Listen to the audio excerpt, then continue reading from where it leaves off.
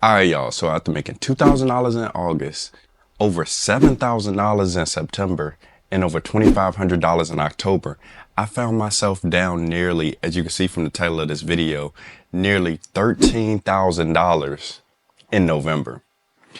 $12,946 to be specific. Yeah, that's a lot.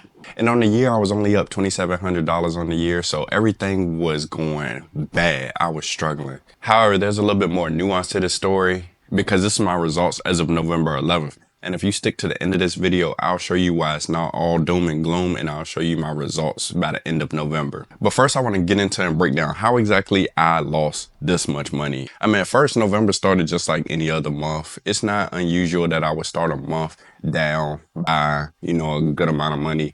Like for August, I was down $700 at one point. September, I was down over $1,700 at one point, and even October I was down over $2,000 at one point. So it wasn't unusual to suffer some losses but eventually recover. However, in this case, my losses would continue to stack and stack, and the funds on my accounts would start to get lower and lower, and I would find myself having to transfer money from some of my more profitable sports books like Underdog into some of the books I wasn't making money on, like Fliff. It was so bad that at some point in November I was down $4,000 on Fliff, $2,000 on Fanduel, $2,600 on Prizepicks, $6,000 on NoVig, and $800 on Sports Trade.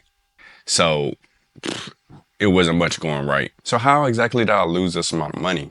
So the first thing I will point to is that around the same time I was starting up some new books, I had started using some new books like NoVig, Prizepicks, as well as Sports Trade. And what I learned about these sports books is they're not just like regular sports books, but however they're betting exchanges where you are not just betting against the sports books, you're actually betting against other people out there who are sports bettors.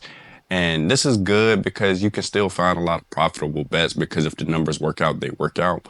However, something that you have to know is that you're going against a lot of people who aren't using, the Fanduels or Draftkings of the world, maybe because they have been limited from making so much money. They're also very sharp, profitable bettors. So you're going against people who know what they're doing. They may also be using analytics or very analytically driven behind their decisions and how they make their sports bets. But I also learned that, hedge funds, sports betting hedge funds are allowed to bet on these platforms. And these are people and companies that, may have a whole machine behind them and have analytics on top of analytics to be able to make sound, profitable bets over and over again.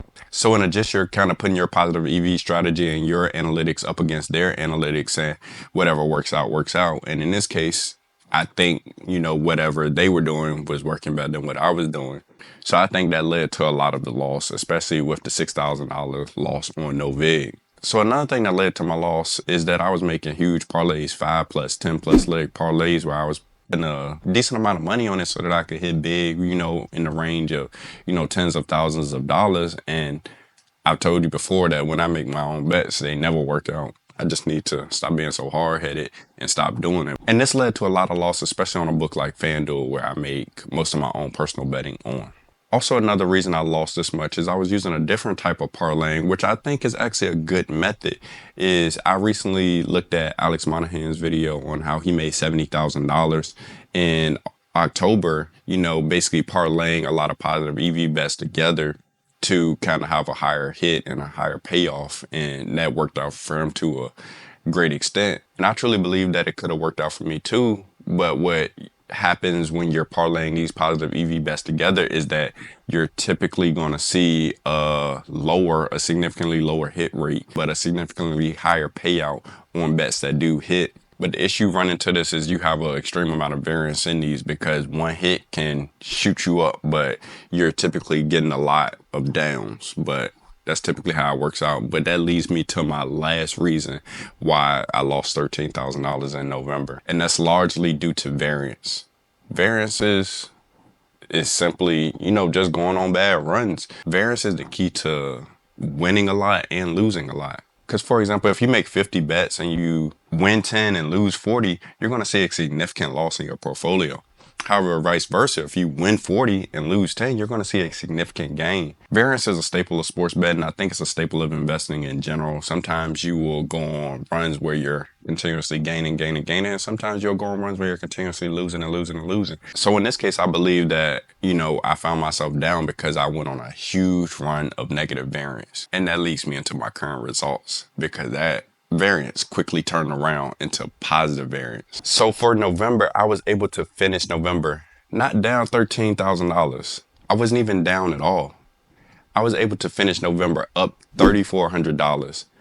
And I did this on the back of a $10,000 week, the week of Thanksgiving, making $5,700 the day before Thanksgiving, and now having nearly $19,000 profit on the year as of December 8th, sports betting. I was so happy that I was able to turn this variance around and that it worked in my favor. And truly the only changes that I made from the beginning of November, where I was suffering this huge downturn, to the end of November, is that for the new books like NoVig, ProfitX, Sports Trade, I limited my betting size and I became a lot more strict on which bets I was choosing and not just, picking them off the page and just going with it. I kind of applied a little bit more nuance to how I was choosing these bets. And that was able to help me stop the bleeding with those books, but also the books that I was doing good on and that were my staple books like Fanduel and Fliff turned around. I went from being down $2,000 on Fanduel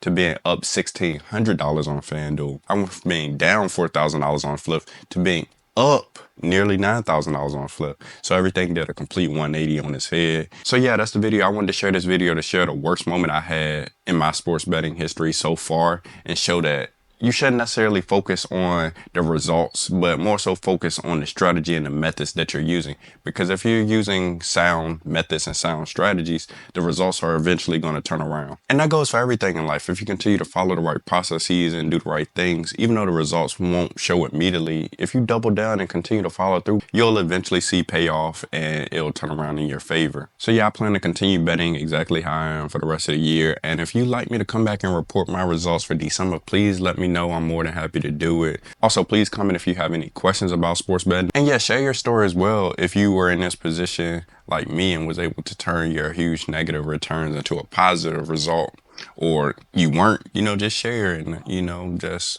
help somebody else. So yeah, I appreciate y'all for watching this video. Please like, comment, subscribe. I appreciate y'all. Be easy. Peace.